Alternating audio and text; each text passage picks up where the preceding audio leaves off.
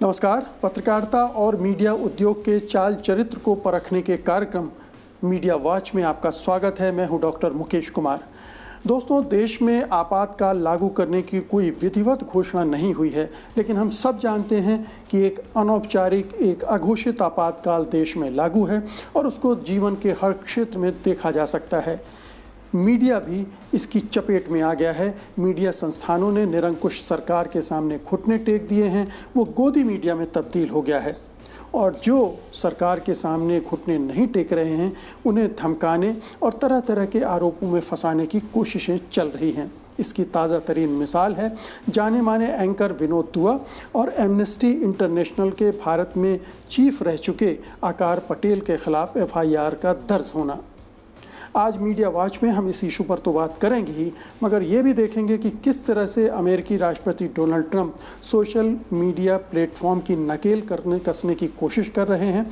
और ये भी देखेंगे कि केरल की हथनी की हत्या के मामले में पत्रकारों से जो चूक हुई है, उसका इस्तेमाल सांप्रदायिक ताकतों ने कैसे जहर फैलाने के लिए किया। तो आइए शुरू करते हैं आज का मीडिया वॉच। दोस्तों, विनोद दुआ से आप सभी परिचित होंगे। वो अपनी तेज़ तर्रार एंकरिंग के लिए जाने जाते हैं। लगभग 45 सालों से वो भारतीय टेलीविज़न पर अपनी सशक्त उपस्थिति दर्ज कराते रहे हैं। वे हमेशा सत्ताधारियों से तीखे सवाल करते रहे हैं, उन पर तीखे प्रहार करते रहे हैं। अगर ये कहा जाए कि वो भारत में बेखौफ एंकरिंग के आदि पुरुष हैं, तो कोई गलत नहीं होगा।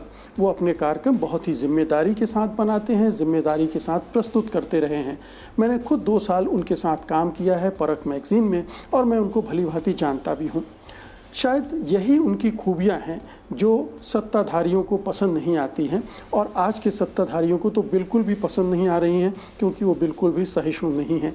इसीलिए बीजेपी के प्रवक्ता नवीन कुमार ने उनके खिलाफ एक FIR दर्ज कर दी है दिल्ली पुलिस के क्राइम ब्रांच में।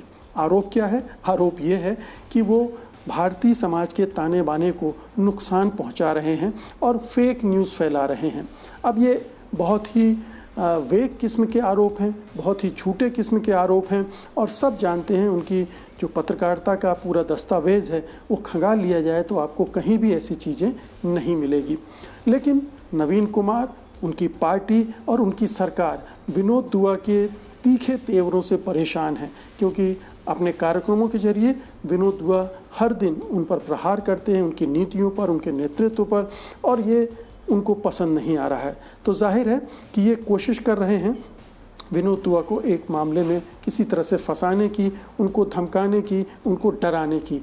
इसमें तथ्य नहीं है, लेकिन तथ्य कथ्य की परीक्षा तो तब होगी जब अदालत में मामला जाएगा, उसकी सुनवाई होगी, और फिर तब तक तो ये बातें फैलाई जा सकती हैं। बीजेपी की IT सेल इसका उपयोग कर सकती है। विनोद दुआ को बदनाम करने के लिए जो ट्रोल्स हैं वो लग सकते हैं। तो एक तरह से ये कैंपेन है जो ऐसे स्वतंत्र और निष्पक्ष पत्रकार हैं जो अपनी राय रखते हैं और बेखौफ होकर अपनी बात कहते हैं, उनको रोकने का, उनको डराने का, उनको धमकाने का।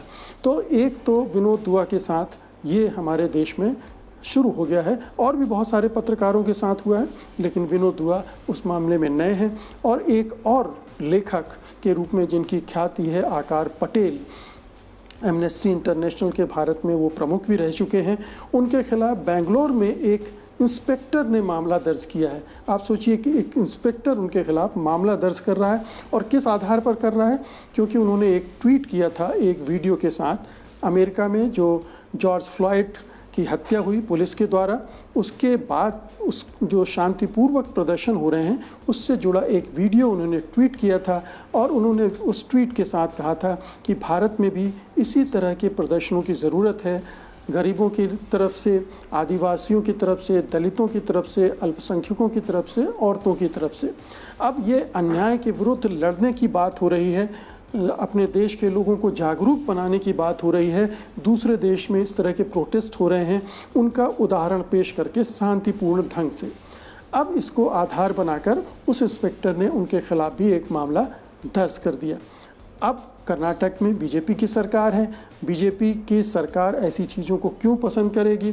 क्योंकि ना तो उसको दलितों से प्रेम है, ना अल्पसंख्यकों से प्रेम है, आदिवासियों से भी प्रेम नहीं दिख रहा है। तो ये तमाम चीज़ें हैं और आकार पटेल भी ऐसे शख्स हैं जो मोदी सरकार की नीतियों की, मोदी सरकार के कामकाज की लगातार आलोचना करते रहे हैं। गुजरात में जिस ढंग से नरेंद्र मोदी ने काम किया था मुख्यमंत्री के तौर पर, उसके वो आलोचक रहे हैं। गुजरात दंगों की उन्होंने बड़ी गहरी तहकीकात की थी, तो वो निशाने पर हैं। तो उन पर ये निशाना साधा गया है और मकसद साफ है कि वो आवाज़ें चुप की जाएं, उन्हें चुप कराया जाए जो सरकार के खिलाफ बोल रहे हैं, सरकार की आलोचना कर रहे हैं। तो एक पूरा माहौल इस तरह का पूरे देश भर में बना दिया गया है जिसमें इस तरह के लोग टारगेट पर हैं, निशाने पर। और आइए अब अगला मुद्दा लेते हैं। दोस्तों, पत्रकारिता में ये कहा जाता है कि फैक्ट को हमेशा चेक करना चाहिए, डबल चेक करना चाहिए, क्रॉस चेक करना चाहिए। और ये केवल जो पत्रकारिता की पढ़ाई कर रहे हैं उनको नहीं कहा जाता, या जो प्रशिक्षु के तौर पर कहीं काम कर रहे हैं उनको नहीं कहा जाता, बल्कि जो वरिष्ठ हैं हम लोग भी आपस में ये बात करते हैं कि फैक्ट को चेक किया जाए।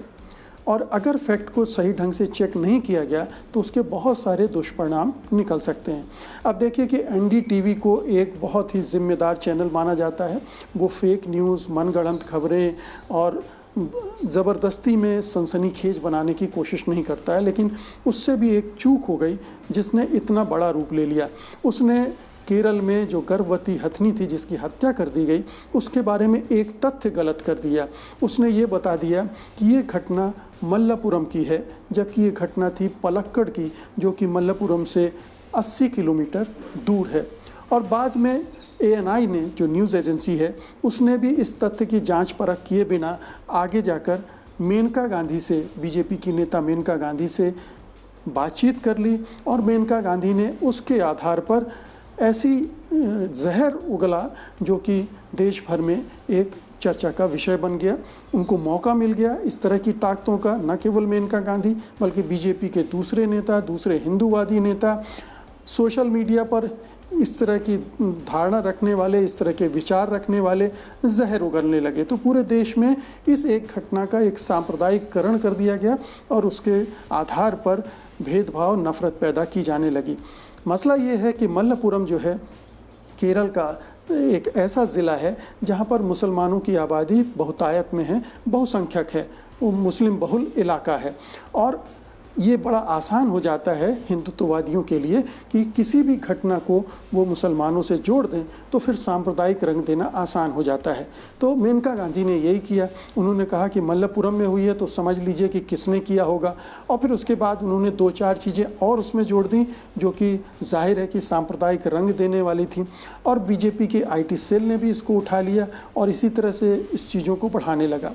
सच्चाई ये थी कि ये पलक्कड़ में घटना हुई थी, 80 किलोमीटर दूर है वो वहाँ से, और इसका मुसलमानों से कोई लेना देना नहीं था।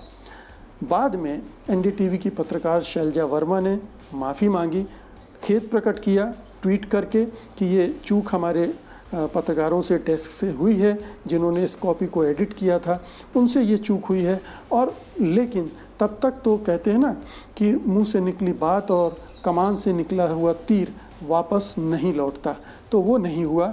जो घृणा फैलनी थी वो फैल चुकी, लोगों के दिमाग में जो जहर भरा जाना था वो भर दिया गया और वो कम्युनल फोर्सेस अपनी इस उद्देश्य में कामयाब हो गई।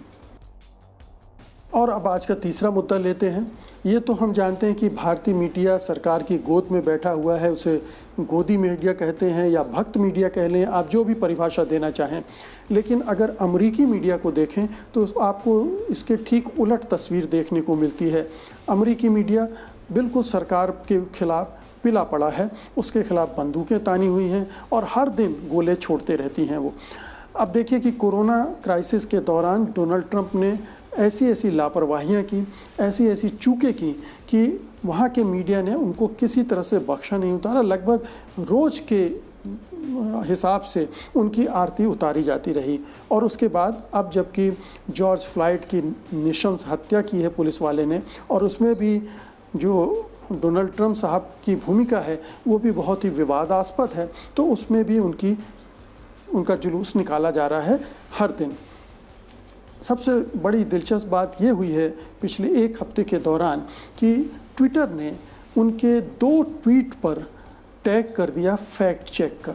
ये एक बड़ी बात थी कि किसी देश के, इतने शक्तिशाली देश के राष्ट्रपति के ट्वीट पर टैग किया जाए कि इसमें फैक्ट गलत हैं, फैक्ट को चेक किया जाए। और एक तो मेल से होने वाले वोटिंग के बारे में था, जो कि ट्रम्प साहब ये धारणा बनाने की कोशिश कर रहे हैं कि जो पोस्टल वोटिंग होती है उसमें गड़बड़ी होती है, जबकि ऐसा कुछ नहीं था, कोई किसी तरह का ऐसा हिस्ट्री नहीं है। तो जाहिर है कि वहाँ फैक्ट चेक की लग गई और इस तरह से 2 ऐसी उनकी पोस्ट थी ट्विटर पर जिन पर फैक्ट चेक लग गई। तो ज़बरदस्त हंसी उड़ी डोनाल्ड ट्रम्प साहब की और मजाक बना। और फिर एक और ट्वीट आया उनका जिस पर ट्विटर ने लगा दिया कि ये वायलेंस है, इसमें मतलब ये हिंसक ट्वीट है। और ये ट्वीट था उनका जॉर्ज फ्लॉयड की हत्या के बाद उन्होंने किया था, जब प्रोटेस्ट होने लगे और कहीं थोड़ा बहुत लूटपाट भी हुई, तो उन्होंने कहा when looting is start shooting starts, मतलब जब लूटिंग शुरू होगी, लूट शुरू होगी तो गोलियां चलनी भी शुरू हो जाएंगी। अब ये बहुत ही हिंसक वक्तव्य था। ये 1968 में एक पुलिस ऑफिसर ने दिया था। उस समय जो प्रदर्शन हो रहे थे उनके मद्देनज़र, और इसको बहुत ही रंगभेदी माना जाता है। तो जब ट्रम्प साहब ने ये ट्वीट किया तो उसको वायलेंट की श्रेणी में रखते हुए ट्विटर ने उनको चेताया। और फिर एक और काम किया उसने, जब डोनाल्ड साहब की जो कैंपेन वाला जो अकाउंट है वहाँ से एक वीडियो ट्वीट किया गया जो कि फ्लाइट को श्रद्धांजलि देने के लिए ही था, लेकिन वो ओरिजिनल वीडियो कहीं और से उठाया गया था और उसमें कॉपीराइट का इशू था, तो उसकी वजह से भी उसको फिर रोक दिया गया।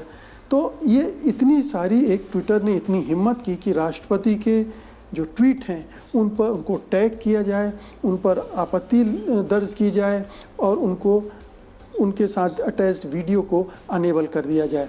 तो एक तरफ इससे ये हुआ, दूसरी तरफ आप देखिए कि मार्क जुकरबर्ग जो भी फेसबुक के मालिक हैं, उन्होंने जब इस मामले में थोड़ा सा दूसरा स्टैंड लेने की कोशिश की तो उनकी बड़ी लानत मलामत हुई।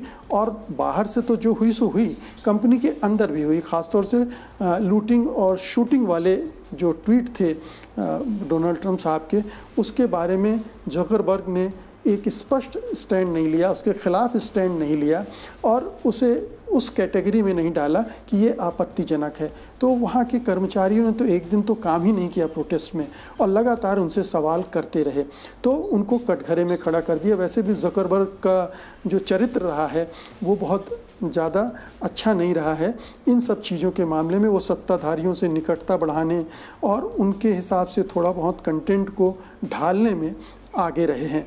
तो लेकिन वो कटघरे में खड़े कर दिए गए, उससे फेसबुक की जो प्रतिष्ठा है वो कम हुई, उसकी विश्वसनीयता भी कम हुई।